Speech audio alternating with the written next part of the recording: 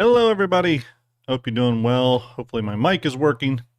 Nice to see you all. It is Tuesday here in the Americas. It is Tuesday, 11 o'clock, our normal time for Starjump Shipyard.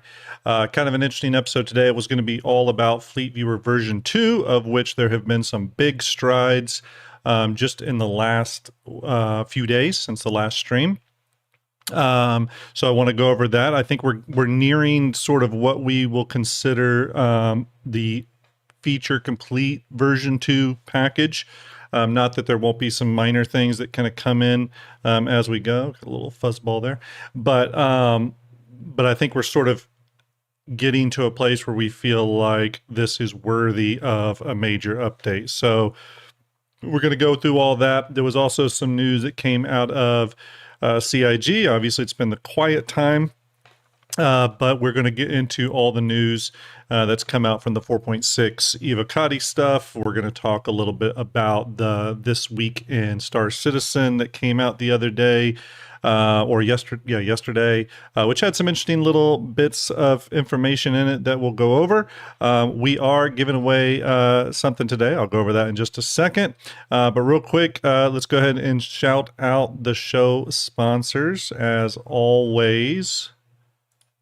I want to give that love. IconCity.com. Make sure you go there for all your Stream Deck icon needs. Again, remember, you don't need these just for streaming. You can use it as an MFD for gaming and all kinds of stuff. They do have Star Citizen icon packs, all that kind of good stuff.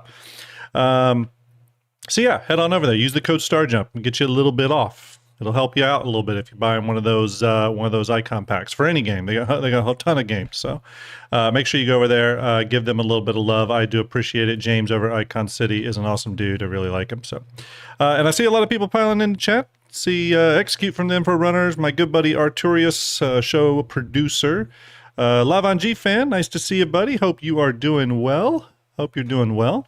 Also want to shout out Pigeon Spaceport. Still waiting to get my hands on one of these. I am under the understanding that one is on the way. Obviously, we'll do a full review of this when it comes in, so stay tuned for that. But I am pretty excited about it. You can use the Starjump code over there for, I think, 10% off your order if you so choose to get into one of these. ICR97, thank you for subscribing 2 months in a row. Appreciate that. But yeah, these look really cool. They are an official licensed partner with CIG, so they're a legit thing. So make sure you go over and check them out. Put their link down in chat if this is something that interests you. I believe they only have the Scorpius right now, but the Scorpius is one of the coolest ships in the game. I don't have a lot of combat fighters. I only have a small cross section of them, but the Scorpius is one of them, of course. So. I see Project Gnome has asked a question, and that question, I'm going to go ahead and answer it. The question bot is running, by the way. You can just do question, and it will pick it up. Just make sure you type the word question. He does say, is there any chance we can get a lock feature for ships? It gets really annoying messing with ships like the Kraken. I keep having to send it to the back layer. You absolutely can, and it's already in the new version. So I'm going to show all that off. Don't worry.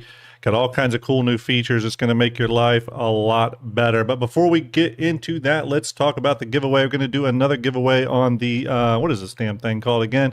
The CC Conversions Asriel helmet pack. Comes with the amber and the red one. Really, really cool. I do hope we see the other color variants, though, either in some patch bundles or whatever. But anyways, giving away one of these today. How do you enter? Very, very easy. If you're on Twitch, all you got to do is exclamation ticket or exclamation ticket space max, and you're in. Very simple, very easy.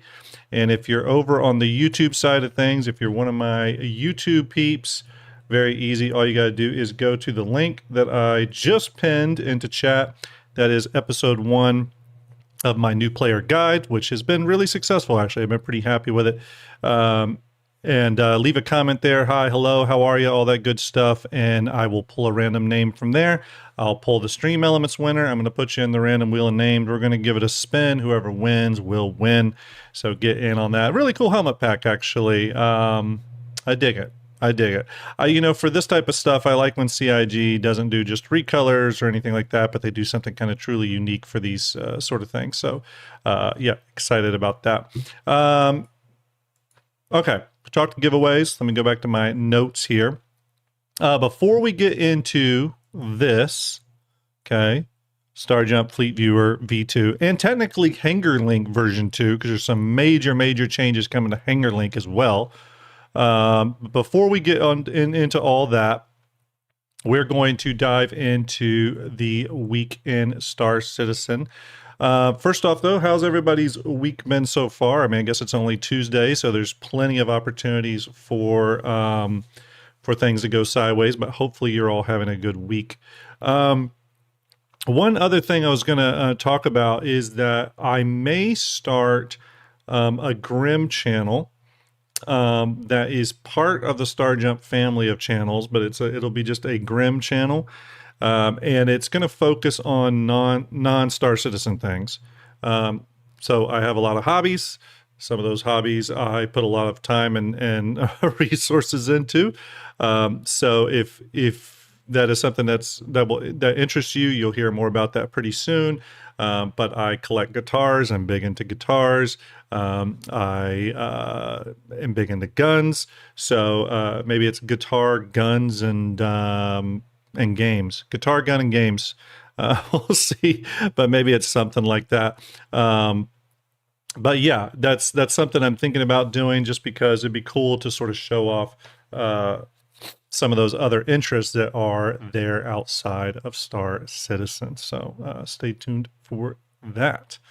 XQ says Tuesday. That was yesterday. You're living in the past. Yeah, see, I'm living in the past. What are we? We are the up over, right? We're the up over. Is that what they call it? I forget. The up yonder.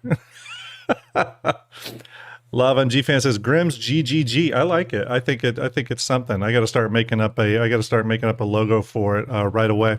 So, by the way, sorry for the sniffing, everyone. I do have a bit of a cold.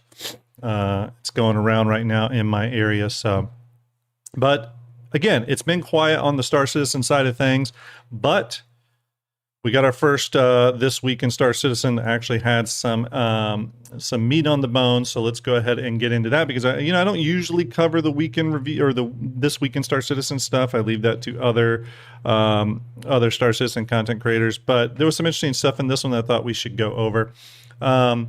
Obviously, just a little bit of a summary here. They talk about sort of wrapping up things on Alpha 4.5, the Dawn of Engineering. Again, a long-awaited content drop to CI. I guess I should call it a feature drop to Star Citizen, obviously, engineering gameplay. And overall, I think it was very successful. I like the added depth given to ships, even in a passive way where, like, you're not constantly...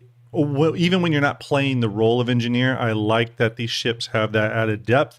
I think what will make it feel a little bit more tangible, though, will be further depth and nuance brought to the system.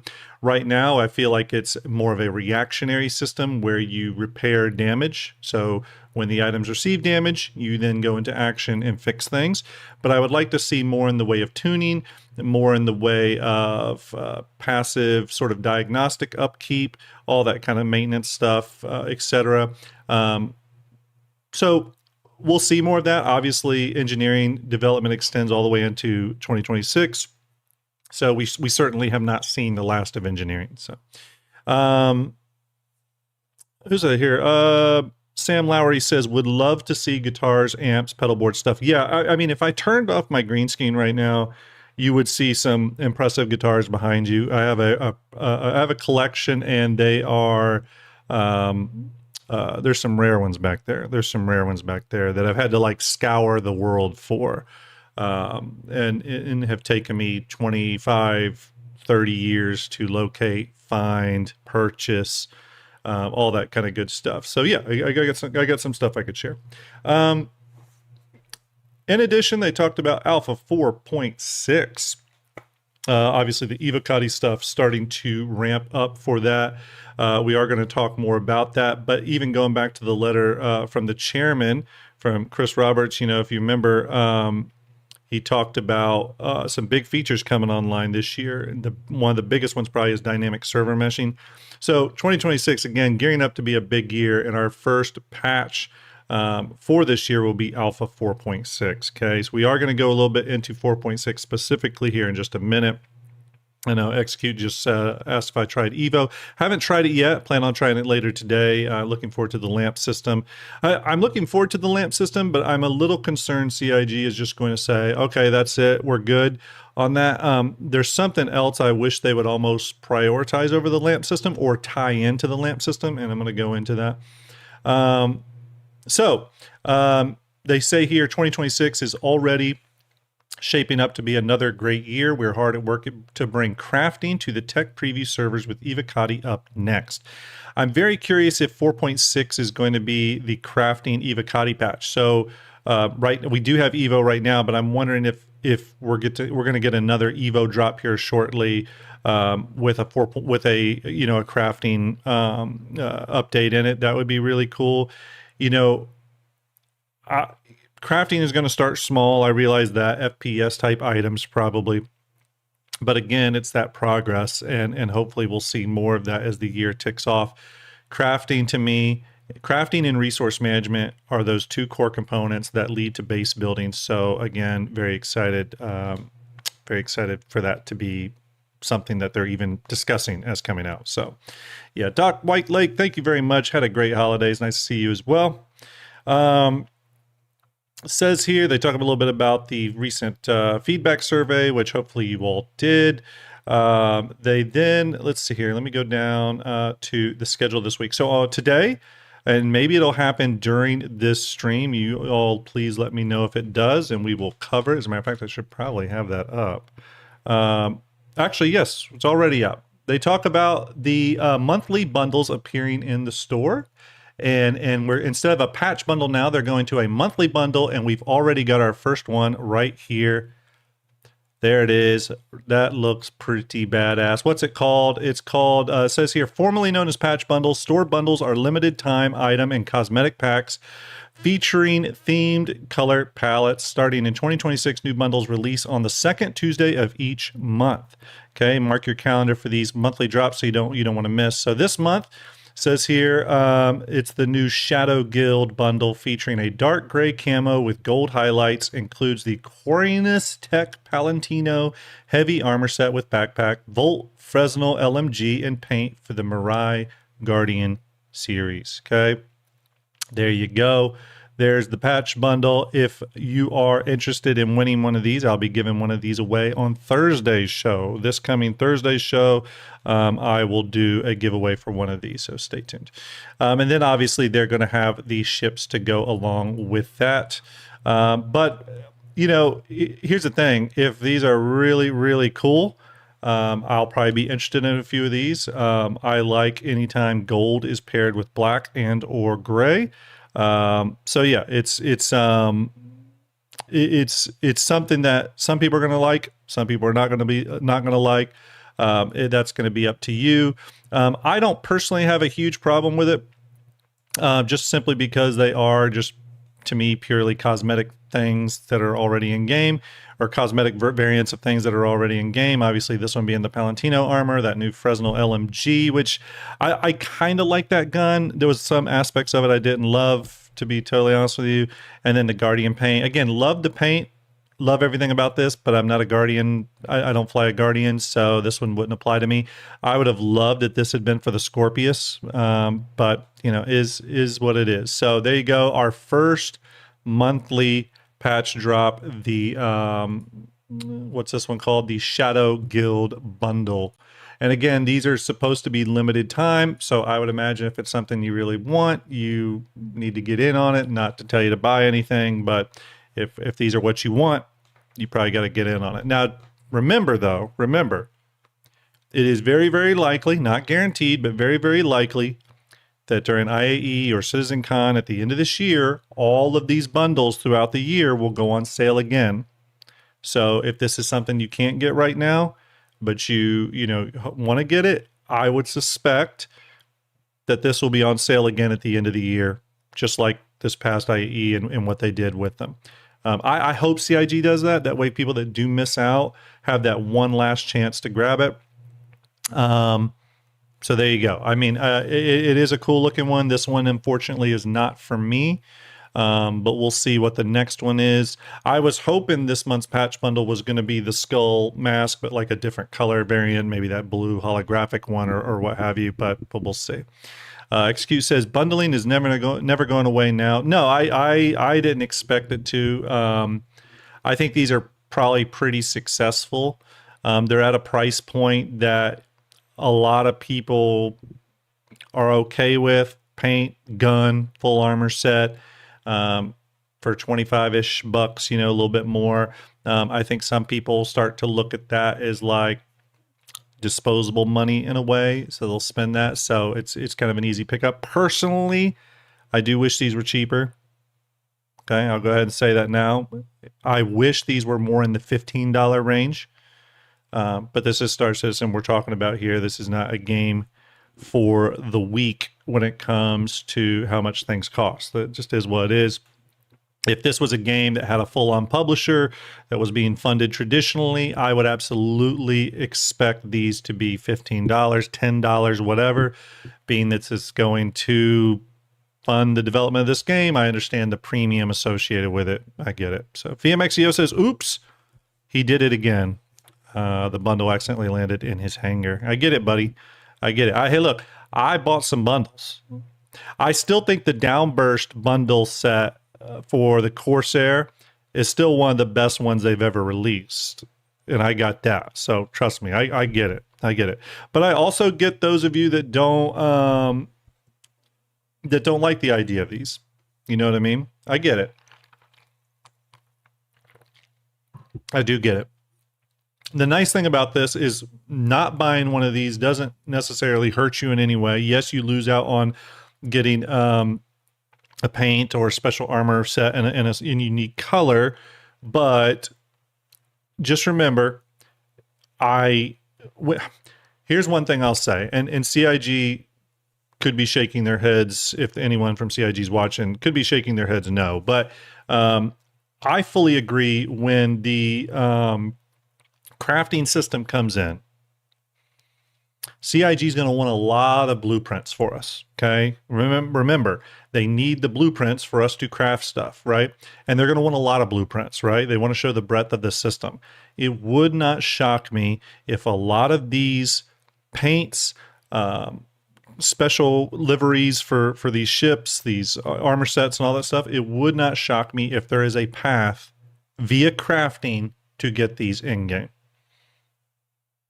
It would not shock me, because CIG is going to want, you know, they're going to want all those blueprint options. So I like the Palantino armor set. It's not my favorite. I don't like the legs. It looks like bootcut jeans, but I do like the armor set. It's just not my favorite.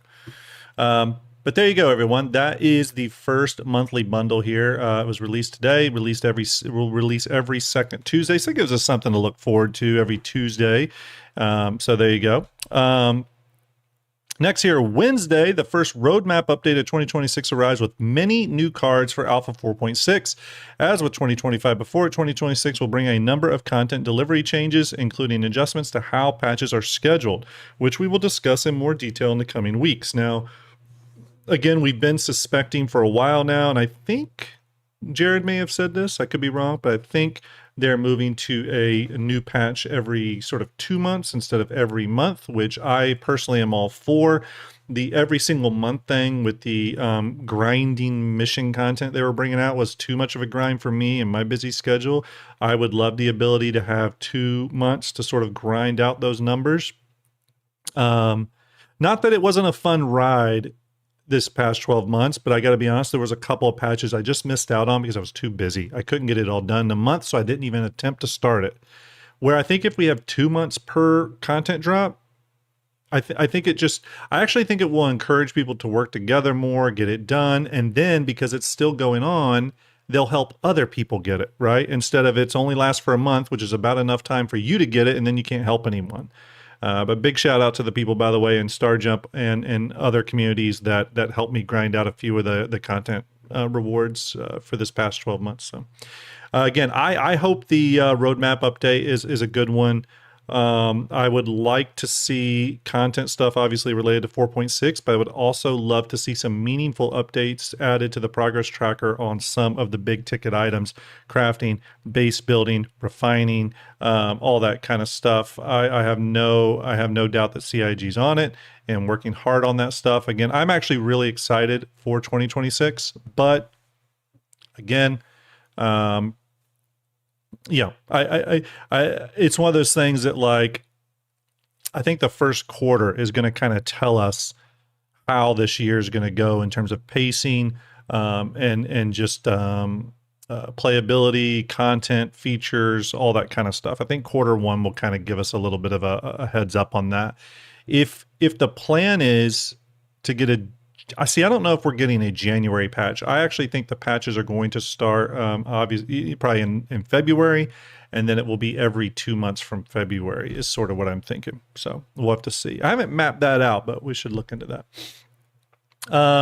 Says here, as Star Citizen continues to evolve, we'll also be experimenting from time to time with smaller, time-limited changes to the verse that do not require a full patch release. The first of these rollouts is this Wednesday as Commodity Trade Boost. Okay, think of these as like little in-game events that aren't patch dependent. It says here, due to increases in large-scale capital ship combat and their subsequent destruction, 2 vendors in Stanton's system have gained access to increased quantities of highly sought-after resources, including Atlassium.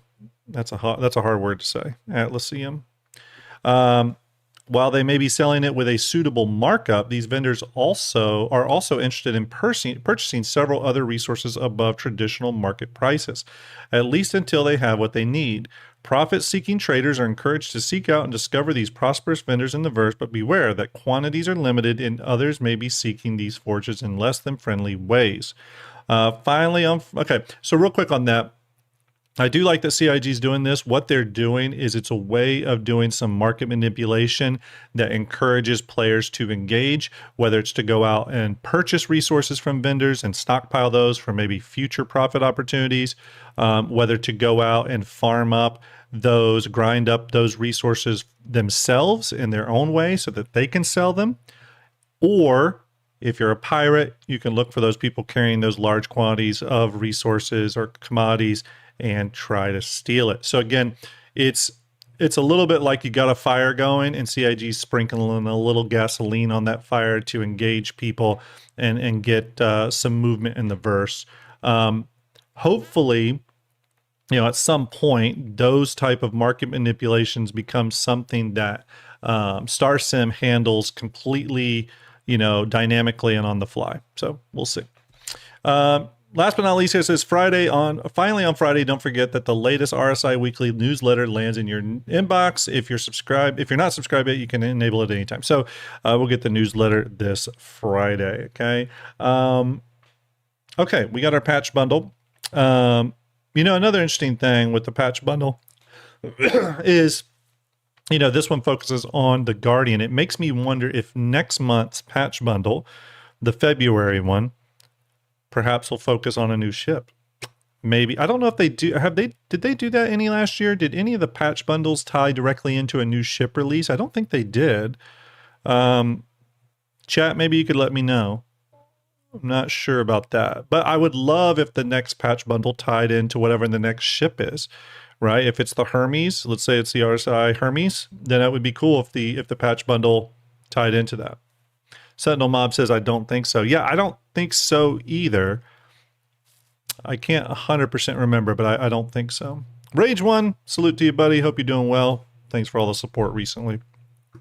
By the way, everyone, if you do enjoy my stuff, you enjoy my content, I obviously appreciate you, and you want to support in some way, you can go to my Ko-fi link, just pinned down there, or just put into chat to appreciate. You don't have to, but if you want to, it is obviously appreciated. Thank you so much. Got a lot of big stuff planned this year.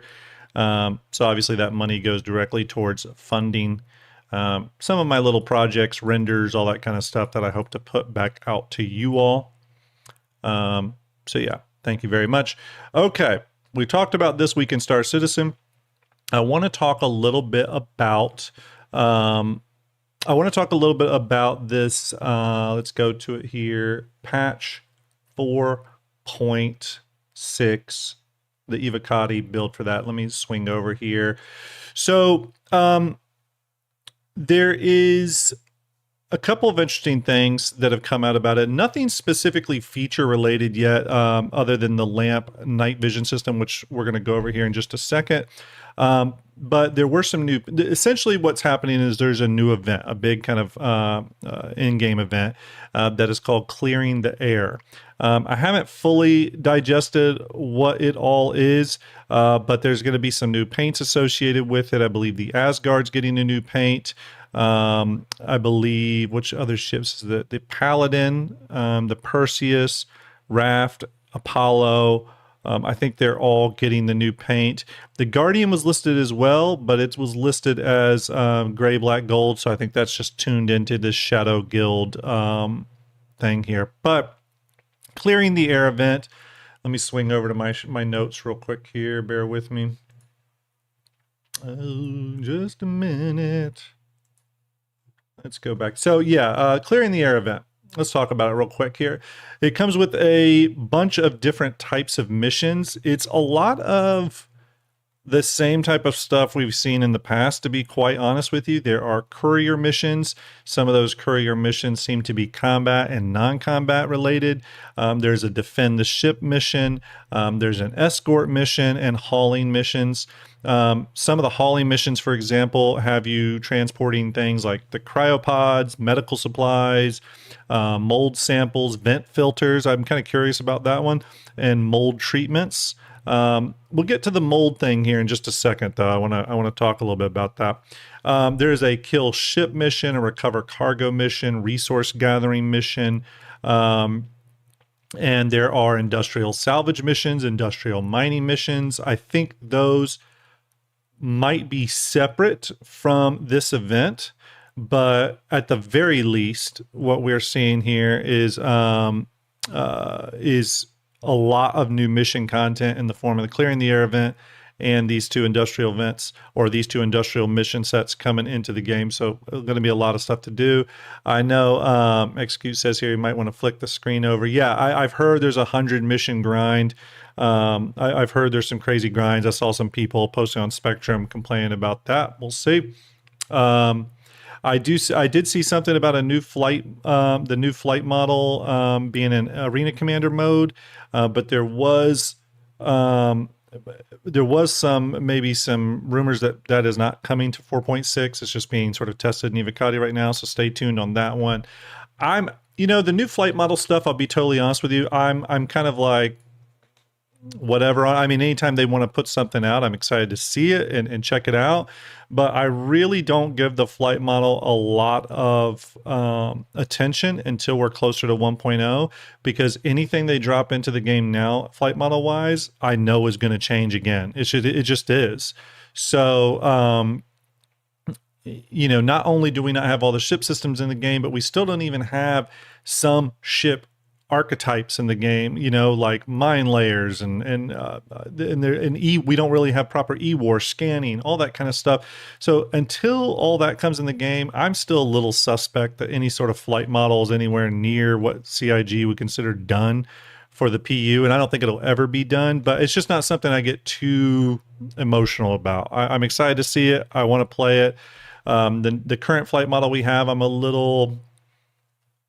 like it. I just I think it's a little clunky is my biggest issue with the flight model now. So we'll see. Additionally, with 4.6, there is a host of new Nyx locations coming into the game. I think these are like little social stations, social areas. So we'll have to see what that looks like. I think it's stores and stuff like that. I think these might be little stations just dotted around the system, not an actual planet.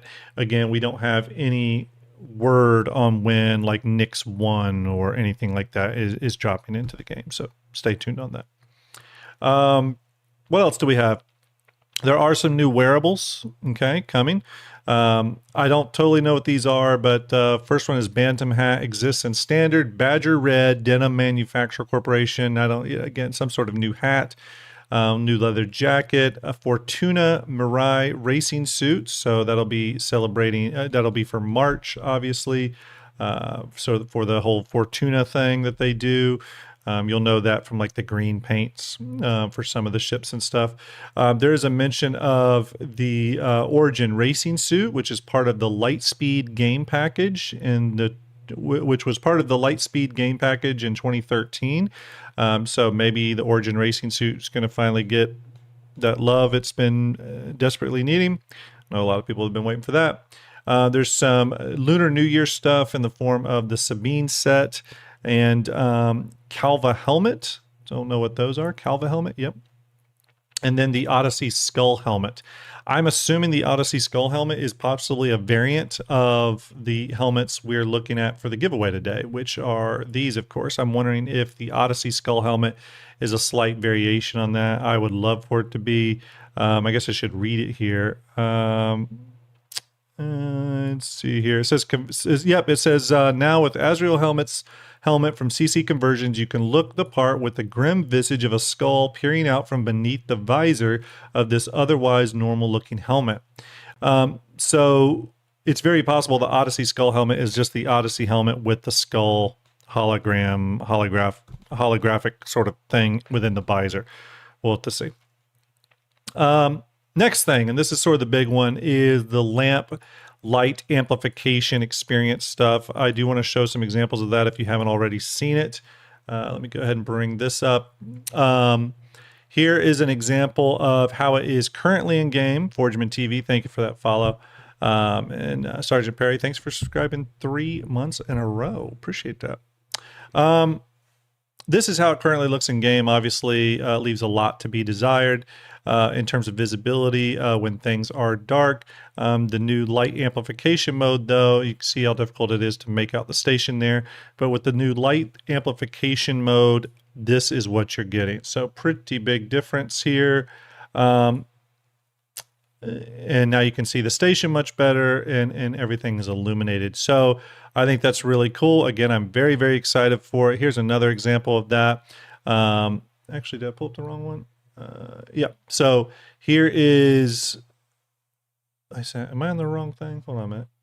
Okay. Yeah. There is a light amplification mode on where it is highlighting a ship. So you can see the ship there in the dark. Again, pretty nice. Let me bring up this next still.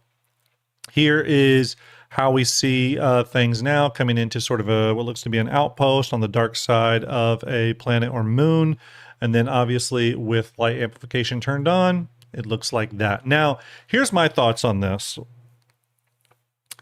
And I do think it is different based off the cockpit you're in. So I think, who's it? Rough Gaming just mentioned that. So different manufacturers have different sort of lighting effects going on with the light amplification module or light amplification mode. I think this is cool. I do think it looks a little artificial in that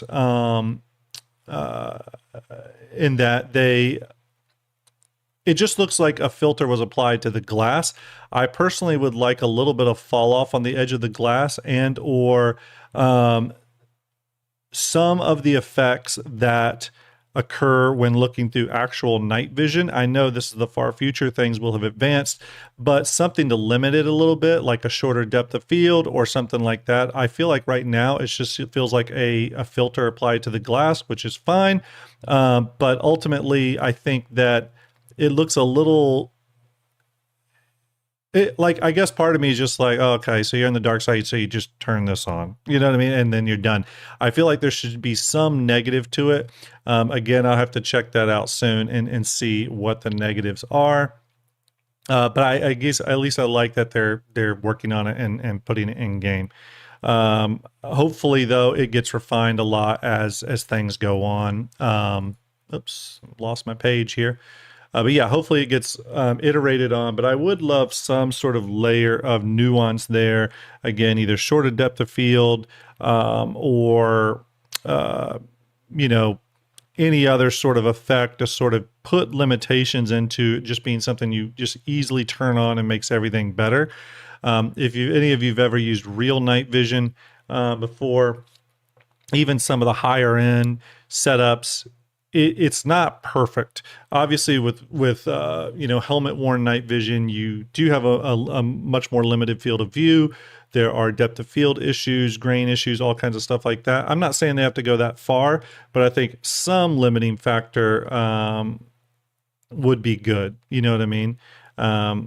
The prisoner says they just have to make sure night vision isn't too OP. Yeah, I mean, exactly. So, yeah. So there you go. Lamp, light up. Again, we've just had the first Evo drop for this. So, there's going to be more Evo drops and we'll get more information to talk about regarding Alpha 4.6, but it is coming. Things are happening.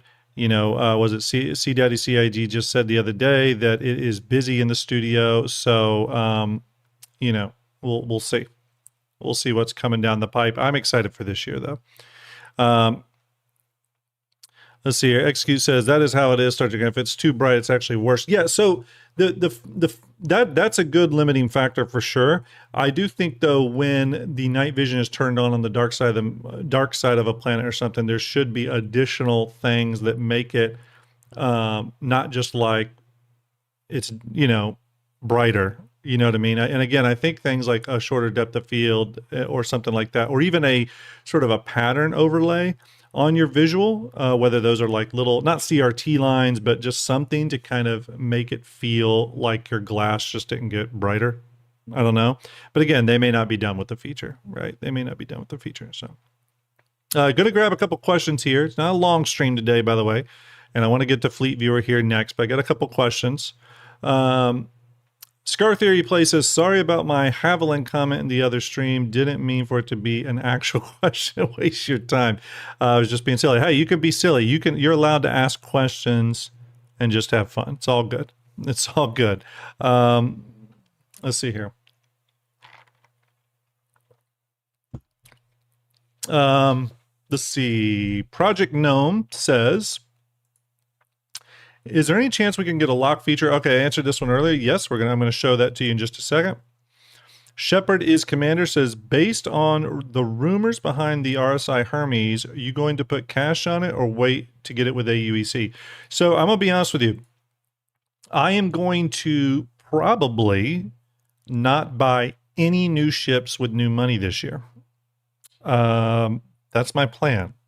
I don't know if I'm going to stick to that, but that is my plan. Any new ships that I get this year will probably have to be a credit purchase. Now, the nice thing is I do have a lot of ships that I don't think I need to own specifically because I know people with them and they can easily play that role. So ships like the Apollo, I do love the Apollo. I did want a dedicated medical ship in my my hangar, but I feel like that is something other people are going to be able to do, and I can just play with them if I want to do that role. So XQ says, good luck on spending no money. Yeah, I know it's going to require some real strength, but I am attempting to do it. Shepard is Commander says, even if the Javelin does drop, here's the thing. I own a Javelin. I do have a Javelin. I'll tell you, here's the thing though. I'm not 100% sure I want to keep the Idris. I have the Idris. I have issues with the Idris though. It's a ship that's just, you can tell it's built for Squadron 42. It obviously works fine in the PU, but you can just, I think when it comes to carriers, the Kraken is going to be my jewel and the crown. So I'll probably melt the Idris, probably melt the Apollo, and Perseus will probably be melted at some point too. It's not that I don't like the ship. There's just plenty of people with the ship and I can fly with them. I love doing engineering roles as well, so I'm happy with that. And all that kind of good stuff. So I can even load up my fleet here in a minute and show you all. So let's talk about Starjump Fleetviewer version 2. Okay, version 2. All right. As you all know, myself, Starlet, VMXEO, but primarily Starlet, has been working hard on Fleetviewer version 2.0. Now, this is probably something we would have normally done last year, or maybe even the year before, but we all have busy personal lives. We can only get to this when we can get to it. So, you know, it just became a good time for us to all put a little bit of time back into the project. And, you know, when we first started out, I think doing this, it wasn't really a Starjump Fleetviewer version 2 project. It was just like, hey, let's bring another feature or a new feature into it. And then one feature led to another feature, led to another feature, led to 5 more features. And then before you know it, you start doing things where you're like, okay, let's change fundamentally how people interact with the app, right? For simply previewing your fleets, Starjump Fleetviewer works incredibly well. It does what it needs to do. It upholds to our 3 tenets that we sort of created the project around, which was fidelity, performance, and simplicity, right? It's very easy to use. It's very high fidelity, and it's very performant, right? With performance being kind of the number one thing, actually. And that was sort of in response to people with large fleets having trouble loading them in other fleet viewers. Not that those fleet viewers are bad. As a matter of fact, I'm a big fan of pretty much all the different fleet viewers out there. But there was some issues there. Plus, I wanted to show off, you know, my fleet in higher fidelity. I mean, many of you will remember, I'll pull it up here. It takes a second for this hard drive to spin up. But when I first sort of thought up Starjump Fleetviewer as a concept, the very first thing I did was create a mock image. So I created a sort of target image for what I wanted Fleetviewer to look like when you loaded your fleet. And I have that right here. It's this image right here. This is the image I created. You can actually see this is back when it was called Fleet Picks. This is the old Starjump logo. And this is sort of what I created. As you know, the fleet viewer you all work with now is not far off from this. I mean, it creates ships in the isometric angle at this sort of fidelity level. So our current version of Fleet Viewer definitely, you know, adheres to what the original vision was, 100%. Tech Zero says, wait, your hard drive spins? Well, this particular hard drive that this image was on does. Yes, it does. It's on like a 14 terabyte traditional hard drive. That's like my archive drive, and I have about 4 of those. So yeah, that was sort of the original target image. Okay. But what we wanted to do and what we found is that when people did their own Fleet Viewer images, we found that they were getting very, very creative, right? When we first launched Starjump Fleet Viewer, one of the first things that happened was we did a contest with CIG where people could create the most creative Fleet Viewer images, okay? And we are going to do another one of those, by the way. But that led us to start putting in a lot of features recently. And Starlet broke some ground on some new features that tie in directly with some of the platform stuff we're using. And first, before we even get to new features for Fleet Viewer, I will say some changes were made on the back end, the end that Starlet works on, that, in my opinion, and hers, drastically increased performance. So the site is just faster now, right? It's faster and more performant. So again, going back to that original, you know, pillar of being fast and performant, it improved there. So that's awesome. Let's go into Hangar to Fleet Viewer though real quick. So now when you come to Fleet Viewer, it's going to look like this. You got a whole bunch of new items up here at the top, a lot more icons than you had before. And if you hover over those, there are, you know, tooltips that pop up for what those are. Okay. And then you have this funny little start your fleet, and the arrow draws over here. Why is this arrow drawing over here? Because it's directing your eye to this black bar here on the side, which is an expanding tab now. Okay. So when you expand your tab, there's canvas options and the ability to add things, right? So you can add a ship, you can add text, you can add a panel, you can add an SVG, you can add a custom image, you can add a line or curve, okay? And then there's additional selections down here. Okay. And some of those selections are new. Okay. You can lock specific items. So those of you who are asking if you can lock a ship, yes, you can. You'll be able to lock a ship now. You can lock anything and unlock it. Okay. You can move something to the back. You can move things backwards. You can move things forward, all that kind of stuff. You can now group items and ungroup items. So if you have 6, 7 ships that you have as part of a little squadron, you can multi-select them and group them, and it locks them together, and now you can move them around as a group. Okay. So a bunch of new features there. Okay. In addition, we have all these features up here, which get pretty crazy. Okay. And some of your, and here's the thing, I'm not going to go through every feature today. I'm just going to give you some previews of some stuff that's been worked on. Okay. Real quick here, let me switch screens here. Bear with me. Let me grab something. 1 minute. Okay. Just let me get something ready. Okay. 1 minute. I'm going to load my fleet here real quick. But bear with me real quick here. Sorry, I'm just setting something up here. Okay, I just loaded my fleet. Okay, let's zoom out. Here is my fleet. Oops, I just moved that. Didn't mean to. Let's lock the canvas here. Okay, we'll get to that. Okay, so here is my fleet. Okay, all my ships. Now, previously, you could move around the canvas. You're not moving the ships. You're just sort of moving your view around the canvas. The back canvas, though, here, the spacescape stays where it is. It does not move, okay? And this is how you would interact with Fleetviewer. You can move individual ships around, all that kind of good stuff, okay? Now, though, there's sort of 2 modes. There's Fleet Focus, which is what we're on now, right? Which is where it performs much how it did previously, right? Okay, where you move around, you're sort of moving your camera around your fleet. Again, you're focusing on your fleet, you're focusing on your ships. That's what this button up here does, Fleet Focus. Now we have Picture Focus as well, though. What is Picture Focus?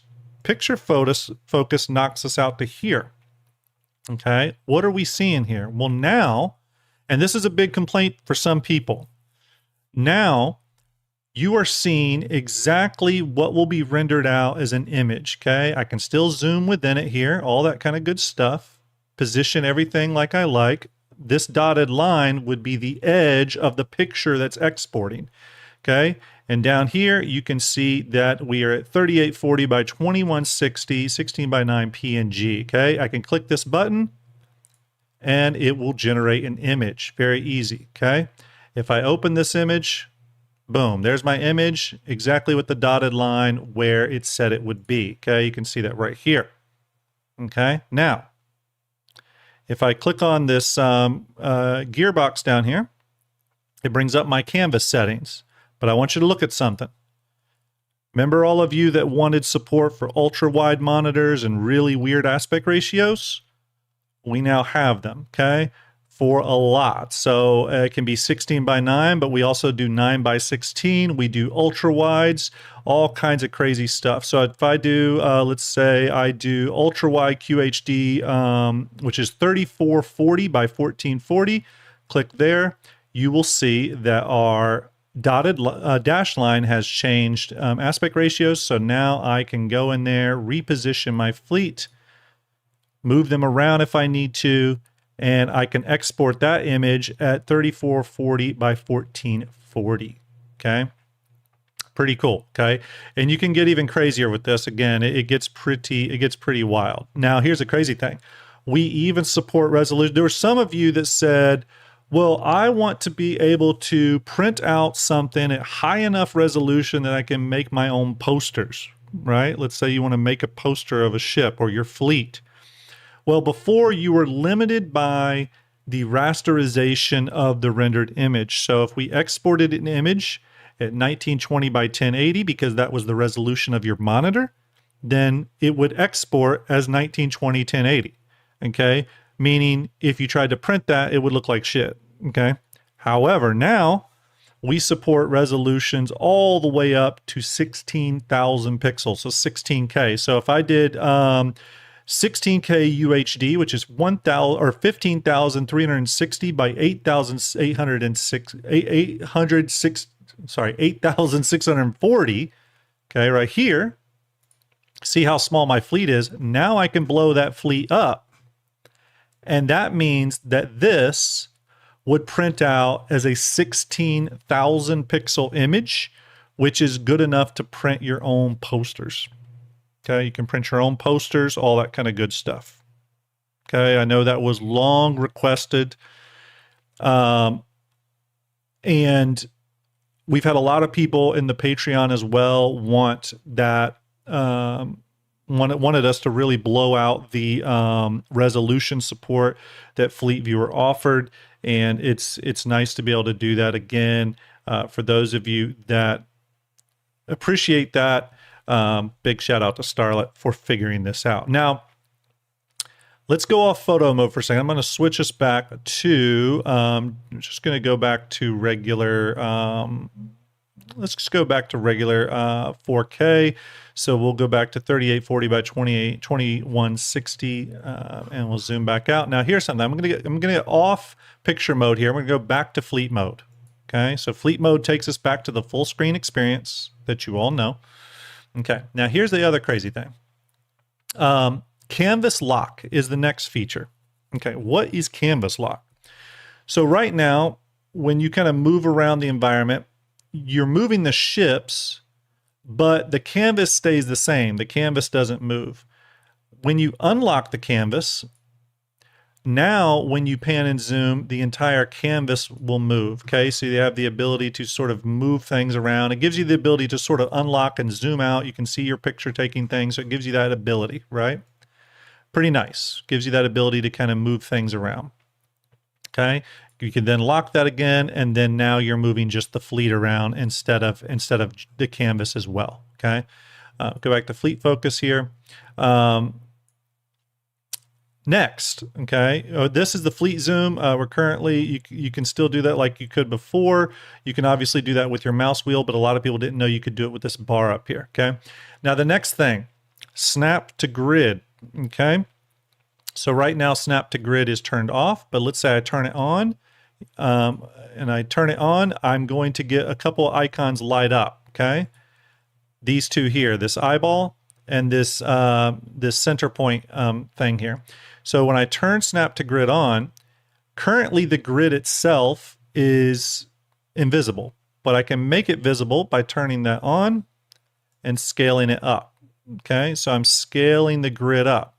That grid size is important because that is what you're snapping to. So let's say I do it to here.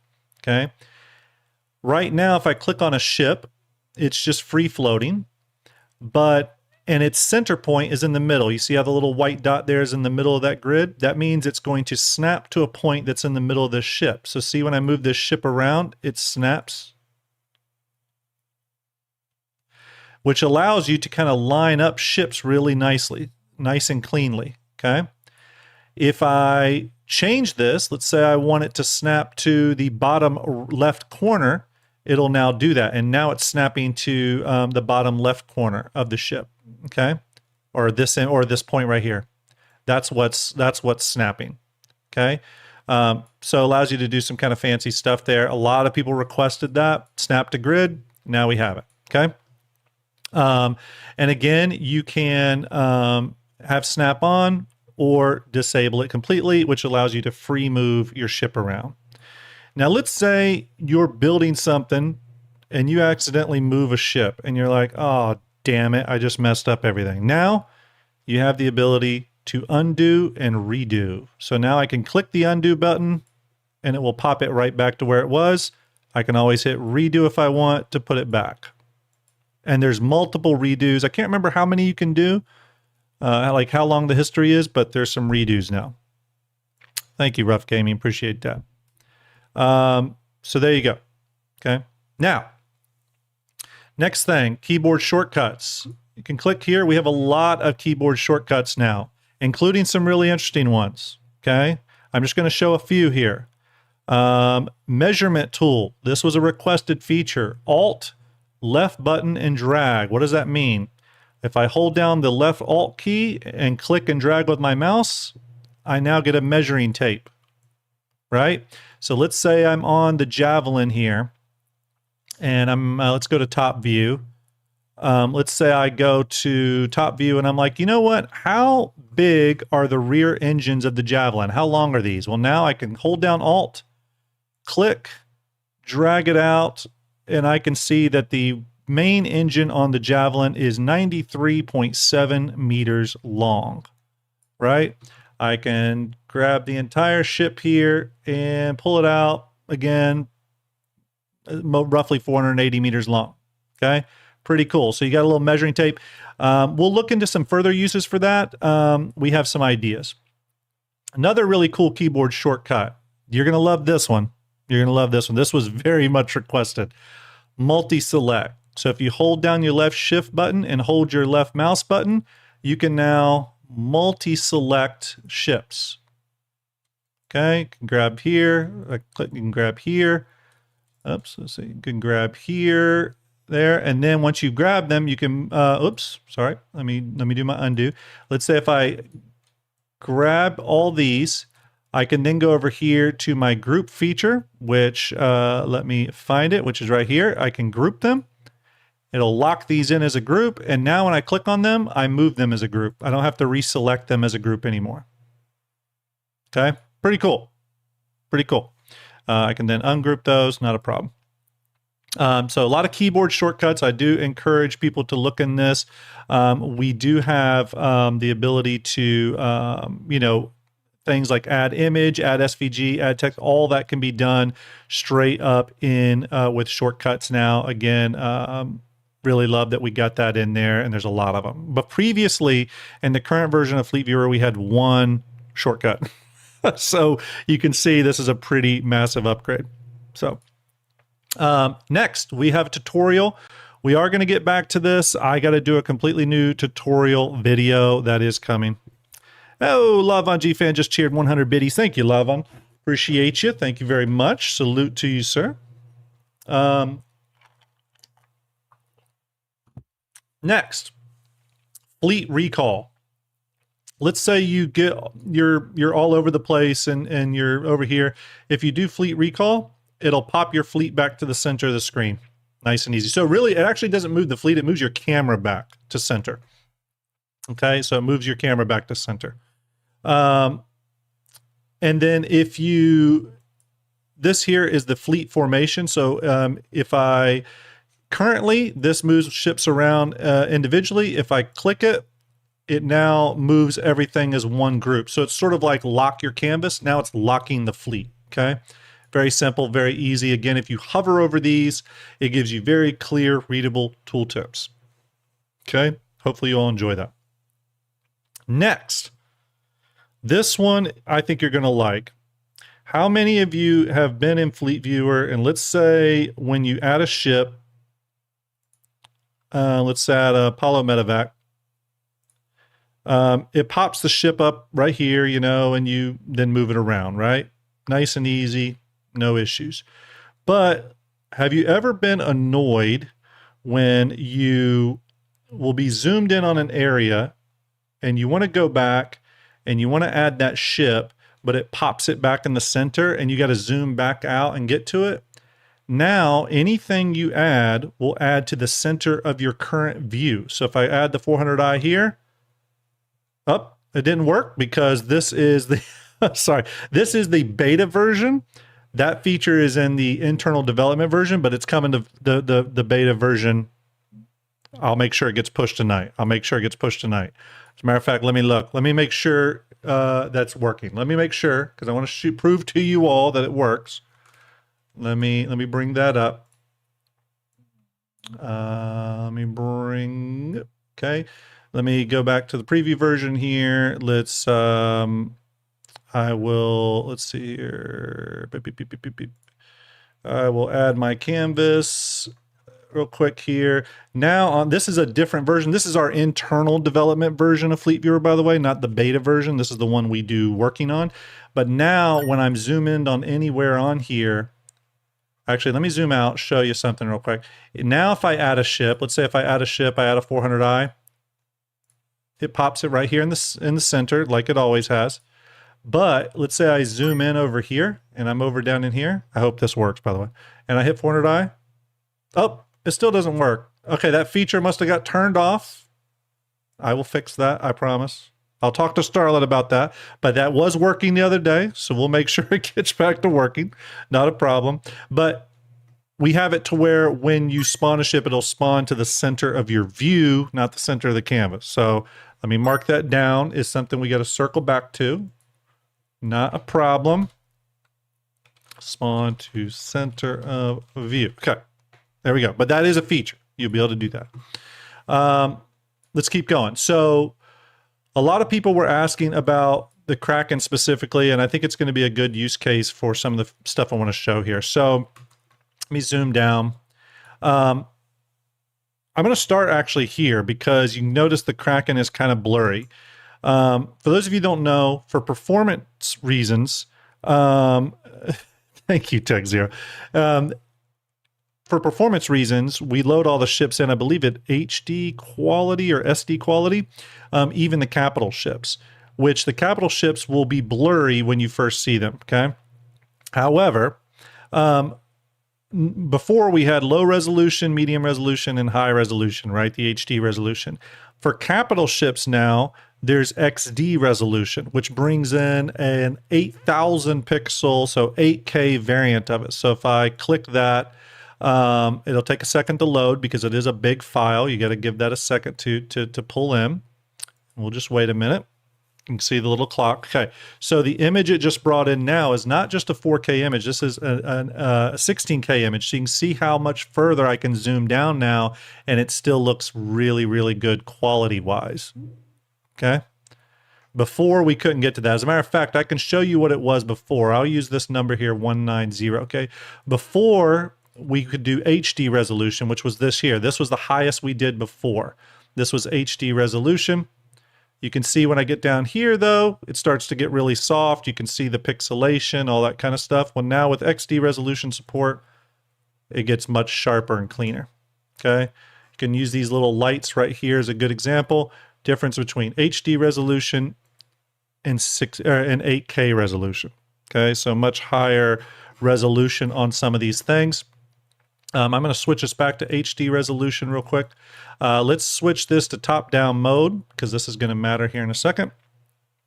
And let me grab a couple smaller ships. We'll grab, let's see, we'll grab this ship here and we'll grab this Kruger. Let's see. Just move the text out of the way for a minute. Okay, let's zoom back down. So now you have all the things you had before, right? You have the ability to change the ship's directions, change the ship's resolution. You can turn ship labels on and off, obviously. You can do all the alignment for those. You can turn on the other bits of information down here at the label. You all know this very well. You can now, again, we talked a little bit about this. You can change the elevation.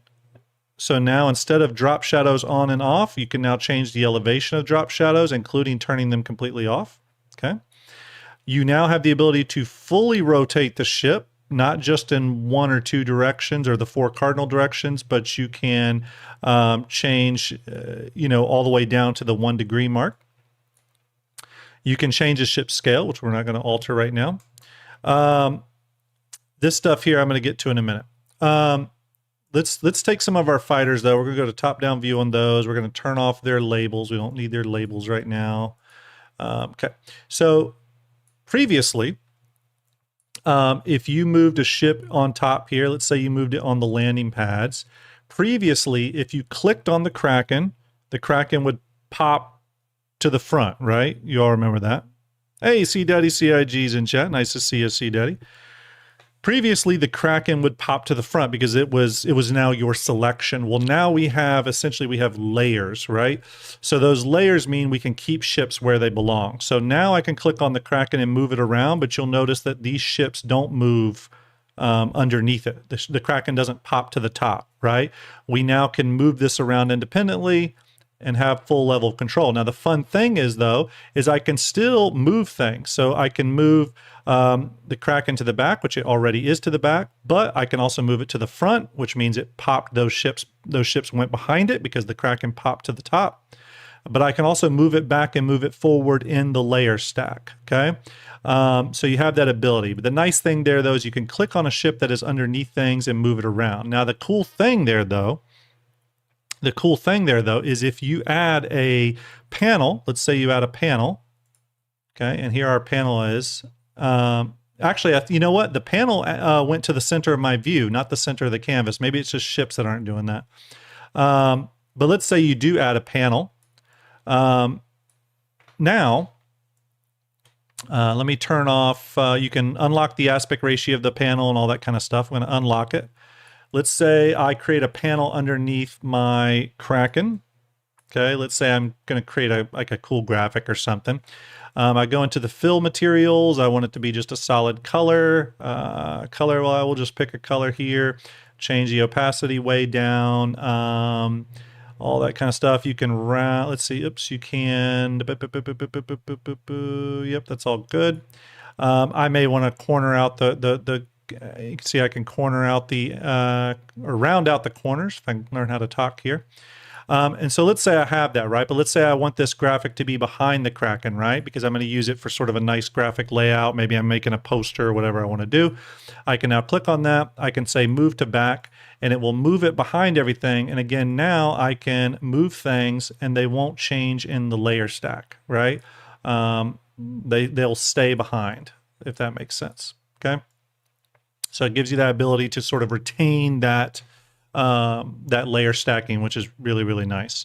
Again, you have the ability to add text like you always have before. You can add those panels. You can add SVG elements now, so logos, anything like that that is in SVG form. You can add an image now. When you add an image, it will come in as a rectangle, but you'll see down here that it has select image file. You can click there. You can then just click on an image, say OK, and it will bring just any JPEG or PNG image you have. So this is the thumbnail for today's show. So you can just bring that in. I can just, with all the same features there, I can move it to the back again, so you can get in here and start creating some wild stuff, right? Let me go ahead and delete that for a minute. You can, of course, add lines. So when you add a line or a curve, it'll come in as a 2-point linear line. You can move those points individually. Let's say if you're creating a graphic where you want to, I don't know, let's say you want to call out some ships you have on the flight deck. You can do something like this. You see how everything's spawning to the center of my view? That's what ships are supposed to do, and it will do that.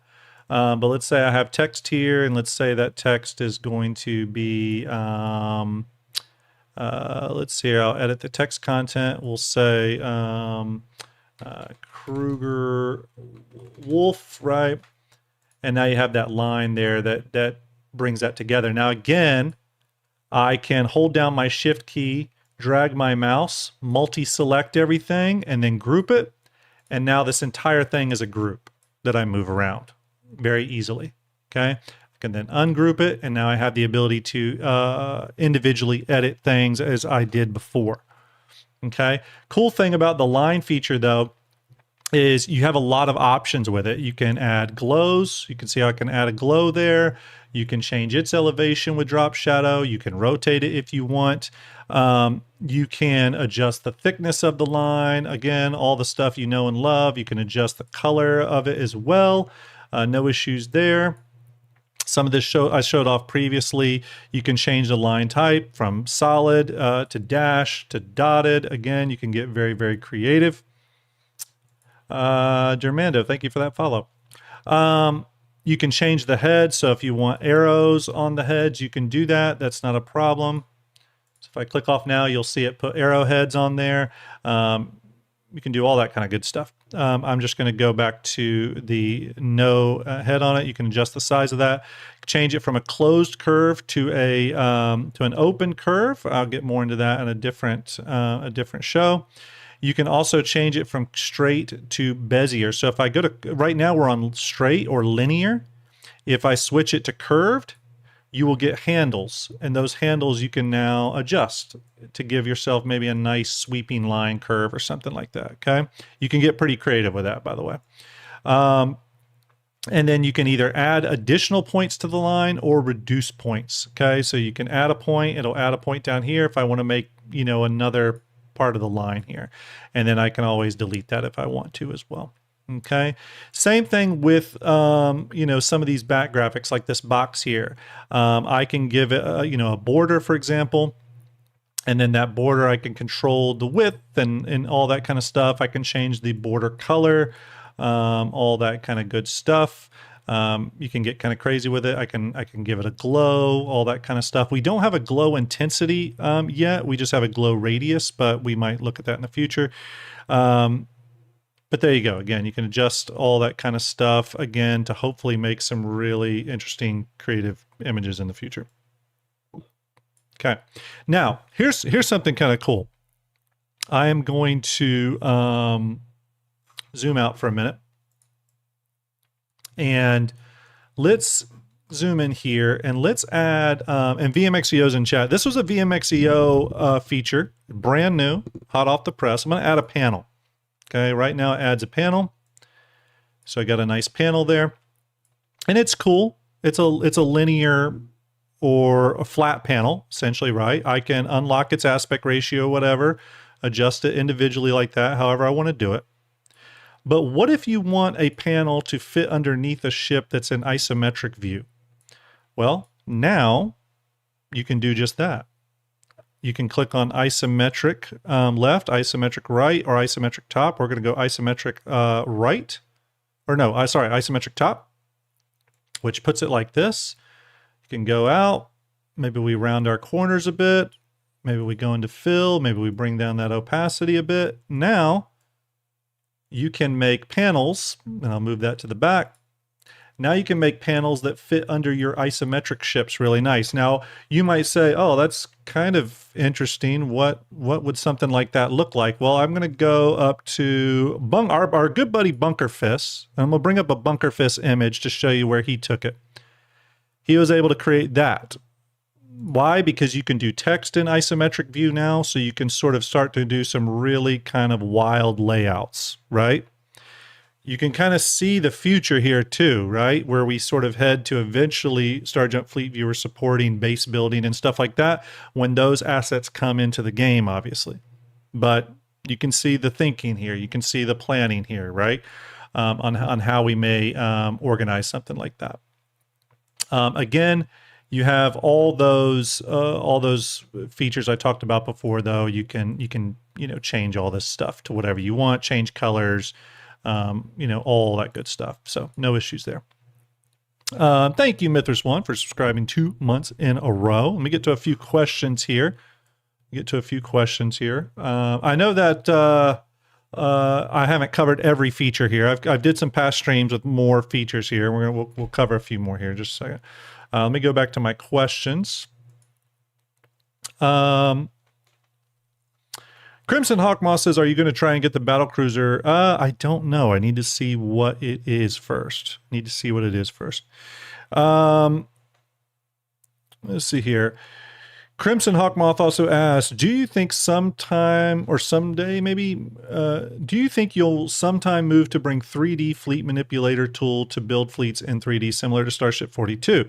I personally enjoyed the ability to use custom camera angles for fleet shots. Also helped a lot with making custom images for my org's courses with fleet formations and procedures. So the short answer is no. And the reason is because of the fidelity level we're working at. Starship 42 and Lunfasy over there did great work. I talked with Lunfasy many times. We've shared some assets. The reason he was able to do dynamic 3D cameras like that was because he was essentially using the hollow models, right? Which is great. That's awesome for fidelity. We are not using the hollow models, though. We are using the flight ready models. So if I zoom in here on our Perseus, we're using an actual render of the flight ready model, okay, with all the detail elements and stuff like that. That comes at a cost. Remember, going back to those 3 tenets of Fleetviewer, one of them being fidelity. We wanted high fidelity. Because fidelity was one of the core tenets, high fidelity sacrifices the ability to have any sort of live 3D camera stuff going on, because it'd be too slow to work properly. What it would mean is we would have to use hollow models, which would mean it would be almost exactly like Starship 42. It's not that we wouldn't one day do that. It's just not currently on the, it's not currently planned. But could we? You never know. You never know. Is Fleetviewer 2.0 live right now? That one's from Pain and Hate. It's not live right now, and it won't be live for a while because we want to run it through some beta testing. But the nice thing is if you want to try it out, you can go to the link below right there, and you can start testing it. This is the beta version. Okay, I will warn you, more and more updates are landing in it every day almost. So there you go. There's the beta link. Feel free to test it out, try it out. I'm excited to see what you come up with. Cosmic Turtle says, is there a subgroup option too? Also, when I can get my hands on this new version. So you got the link right now, so you can get your hands on it right now. There is no subgroup option, but that may be something we can look into for the future. One Bellissimo says, just asking, how difficult would it be to add a bevel emboss to the panels? Probably not difficult. It's something we thought about. We can go back and look at that though. Can go back and look at that. It just wasn't high on the list, but it might be something we can do. 90 says, can you put the Argo Capital disk ship you made into Fleetviewer? Possibly. Yeah, we might could do that. It'd be an Easter egg ship. He's talking about the ship, myself and Execute was involved in, where we made a sort of Argo Capital shipbuilder ship. We could probably put that in the Fleetviewer. That'd be fun. SoRat Gaming says, when someone chooses a custom photo, is that being uploaded or just a local image pulled from your PC into the app? It's just a local photo pulled right into the app. It doesn't distribute to everyone. It's just you by yourself. It doesn't distribute out to everyone else using Fleetviewer. So it's just for you. It's just a local thing. Hey, Jeff Thacker, thank you for subscribing. Appreciate it. Yes, Grim, I need to give that to you. I need to give that. VMXEO, you need to just remind me. I want to, because I do want you to texture it. It's a mess though, man. You're gonna be very disappointed in my 3D-ism when you see the mess of that model. It's a kit bash. I'm gonna warn you right now. It's a kit bash. Champion of the Grill, thank you very much. Big salute to VMXEO and Starlet for all their hard work. Rough Gaming says, how are you on the bases? Any basic buildings / landing pads have any soldiers, humans? Is that credible? So we do have people. We do have landing pad sizes in here, so you can put a landing pad. If you go to add ship, you click off unofficial only. It adds all the stuff that is not an official ship. So if I go to landing pads, you'll see we have landing pads here for capital, large, medium, small, and extra small. If I add a capital landing pad here, it pops into screen. I can then go to top-down mode, and that is the actual size of a top-down landing pad. I can put it here. I can, move it to the back. Let me delete this one here.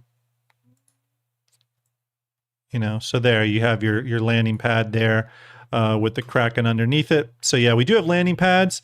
We don't have, let me turn the elevation down. We don't have bases yet because the buildings aren't in the client yet. But when they do, we will have bases. We are planning to do some sort of base building thing. That is a plan. Yeah. David Matt says, question, for those who aren't so creative, community design presets can be amazing. Have you considered creating a repository library? Yeah. So, yes, that is something Starlet wants to do. We have not integrated that yet, but she does want to do that. One thing I think we're going to have is sort of some cool templates. And I think we want to have some quote unquote known people's fleet. So my fleet might be in there. maybe starlets, maybe there'll be the execute fleet in there. We'll see. Maybe we'll do like best starter fleet, best combat fleet. We'll do some fun stuff there, but that is something we want to do. And then maybe we can cycle those where people can submit some cool designs and we'll host it as a template if you're okay with people, being able to riff off of your work. So Tech Zero says, question, mobile app Zoom, how mobile friendly is this? It's about the same in terms of friendliness, to be quite honest with you, as the current version, which is not super friendly. In terms of doing a full-on mobile friendly version, though, we do know people want it. I've talked to Starlet about it.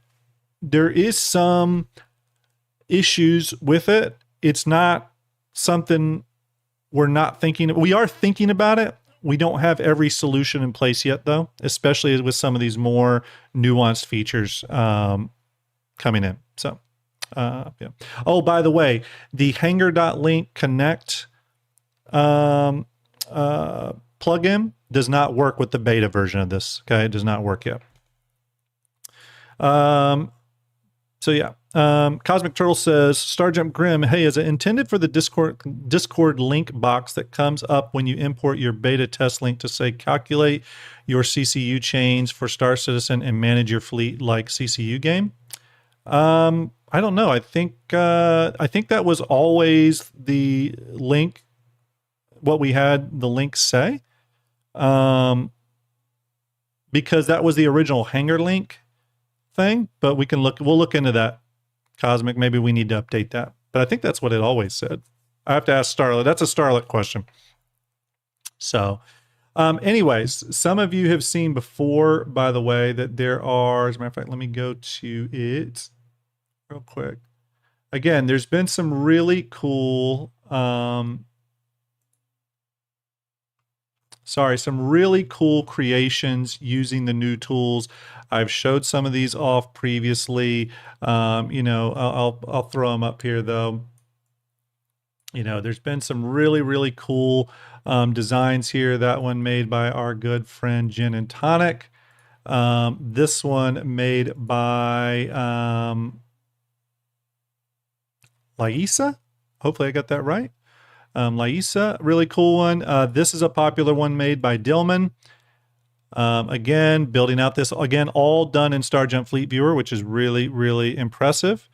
Crackhouse, thank you very much for the follow. Appreciate you. That one made by Dillman. There's some additional ones here. Let me get to it. This one here made by Bunkerfist. Really, really cool one as well. Again, this stuff was not possible in the previous version of Fleetviewer. This one by Dillman as well. Again, built out sort of a timeline here, which is really cool. Again, we hope that this can help other people in creating really interesting stuff. So there you go. Yeah. But there you go. Yes, Crimson Hawk, we did answer that. It's not that we won't, it's that it probably wouldn't be much different than what Squadron 42 did. But I'll think about it. It would require a lot of work, because while the hollow viewer models are available, they would have to be marked up with color. And the markups can take some time because the hollow models don't come with the markups already embedded, or at least not when I bring them in to Cinema. They may be marked up in something like Blender, but we would have to check. I'm going to look into some feasibility of that. Again, if it's something we can bring in, we will.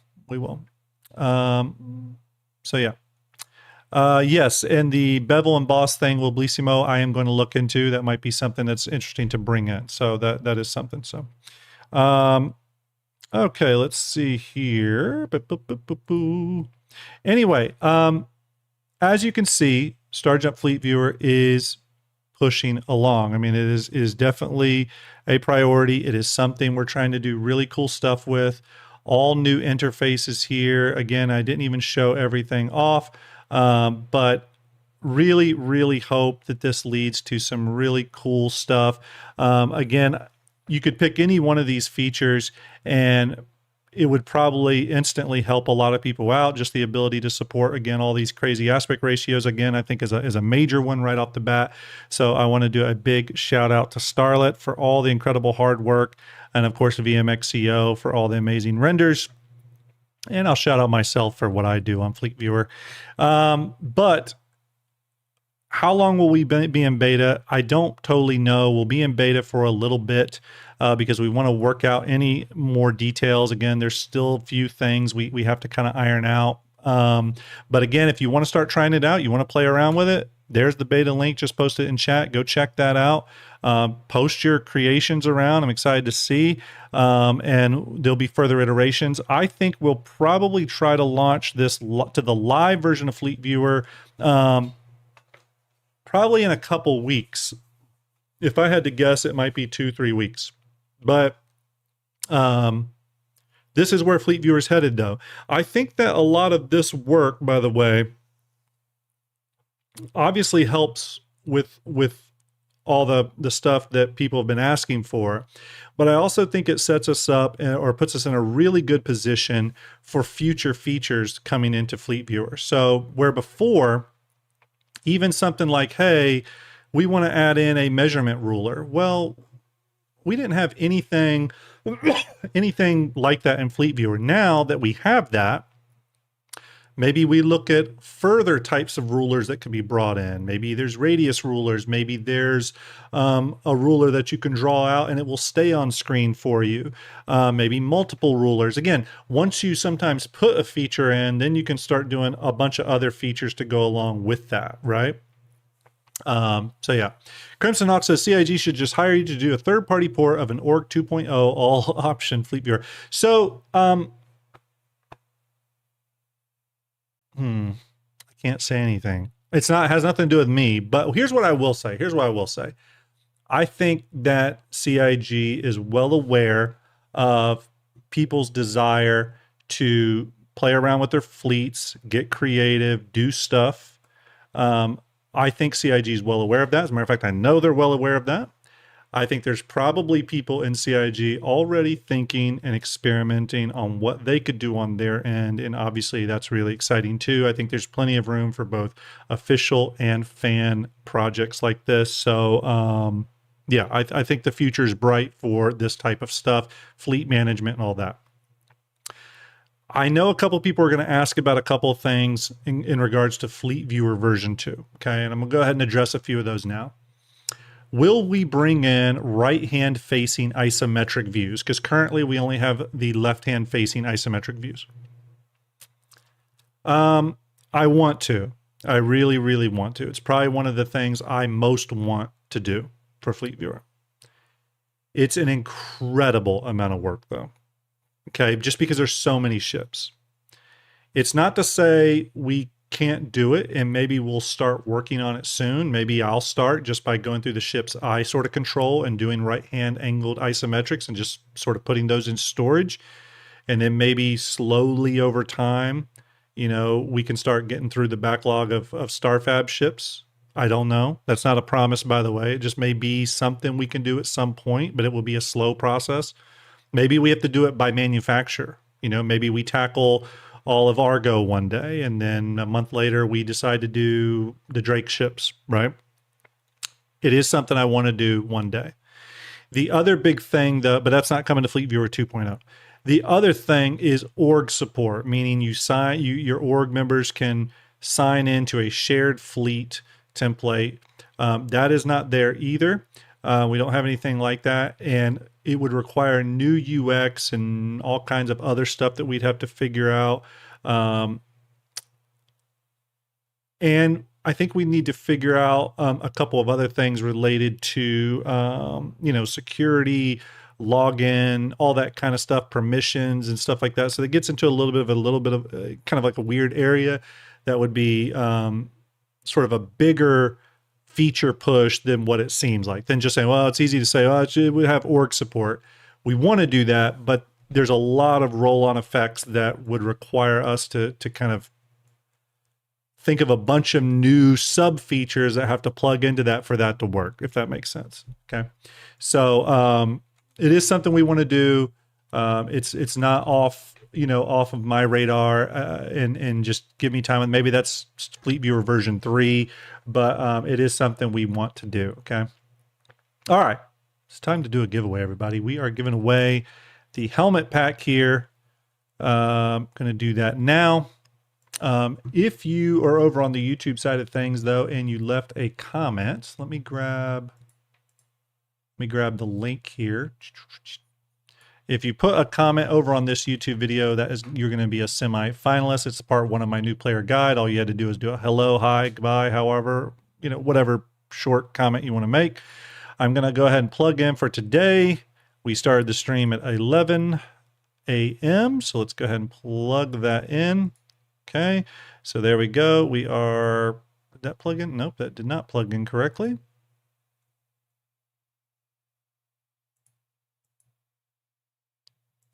Okay.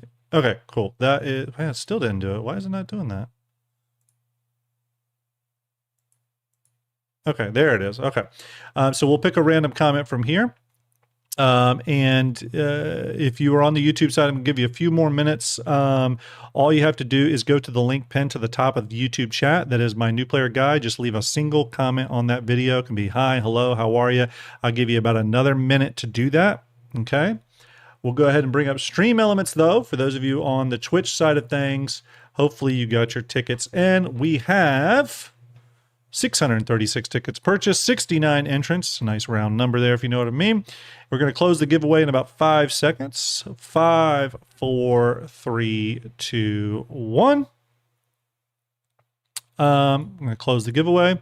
Real quick here, Hydra number says, tried to export at 16K and only the lower left quarter is in the pic. Tried it multiple times, might be a bug. Is there a report page for that? Yeah, so if you go to our Discord, there is a testing issues a link under Fleetviewer. You can leave it there and we will take a look at it. We tested it last night though and it was working fine, so we'll test it again. Make sure you're in picture mode, make sure you're zoomed out and everything looks good. But again, a lot of changes and bugs are being addressed right now, so thanks for the patience. But yeah, get in there, test it, and see what issues you come up with. Okay, we're going to draw a winner now. Scroll to the bottom. Doc Frost 42 is our semifinalist. So what we're going to do here, we're going to go to the random wheel of names. You know how we do it. Let me bring over the random wheel of names. Random wheel of names there. There's Doc Frost. We've added him to the circle. Okay. Remember, if you do win, you're going to have to contact me via Discord. Okay. Starjump_Grim. All right, now we're going to pull a random comment from the YouTube. I'm going to pick a random comment now. Good luck, everybody. Doc Frost, congrats on being a semifinalist. Ziggs79 on YouTube, congratulations, you're a semifinalist. Going to plug you into the random wheel of names along with Doc Frost.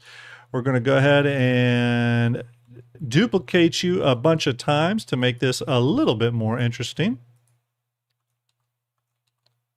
All right, and we're going to spin. Whoever wins, make sure you contact me via Discord, Starjump_Grim, and I will get you that helmet pack for the Azrael helmet set. Okay, here we go. Spinning in 3, 2, 1.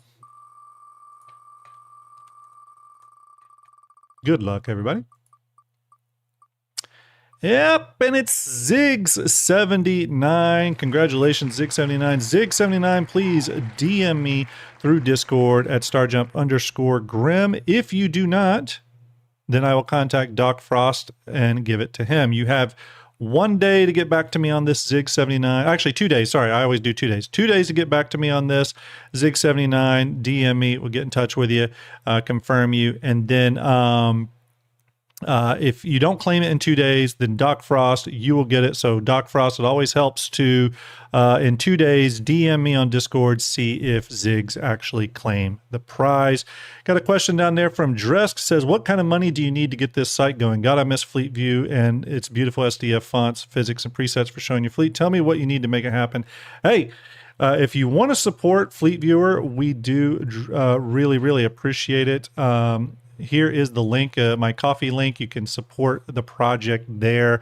It does require a monumental effort of work, I can tell you that, by both VMXEO, myself, Starlet. So if you do want to support the project, by all means, go to the coffee link and support us there. We try to use that money for a lot of different things, whether it's rendering. Sometimes we buy, for example, sometimes I will ask VMXEO, hey, what's a ship you want? And I'll get him a ship and to kind of thank him for all the stuff he's doing for Fleetviewer. So we kind of do it like that. Sometimes we buy equipment for the streams like this. Sometimes we do stuff for the hosting, just depends. So if you want to support, though, use that coffee link. We do really appreciate it. All right, everybody. Hopefully you enjoyed that additional peek into what we're doing over on the Fleetviewer side of things. Again, I'm really excited, and I hope that you all enjoy the new features coming. A lot of these were long time requested, so I'm glad to see them finally coming out. Again, there's going to be bugs, there's going to be issues. Okay, there's going to be issues. This is active development stuff right here. I mean, Starlet's pushing updates on a daily basis, so if you run into any issues, don't worry. This is why it's beta. We got a couple more weeks of testing, okay? All right, everybody, we're going to start a raid. We're going to send you over to our good buddy, Tom Beckhauser. Make sure you give him a little bit of Starjump love. Everyone, I really appreciate you hanging out today. It was a lot of fun. C-Daddy CIG, thanks for coming and hanging out. It's always nice to have the CIG folks come over and hang out in the stream. Really appreciate you and all the work you're doing as well. Everybody, salute to you. Going to start the raid over to Tom Beckhauser. Hope you have a good rest of your day. We'll be back on Thursday. We'll talk about something. We're going to talk about something on Thursday, so stay tuned. All right, everybody, have a good one.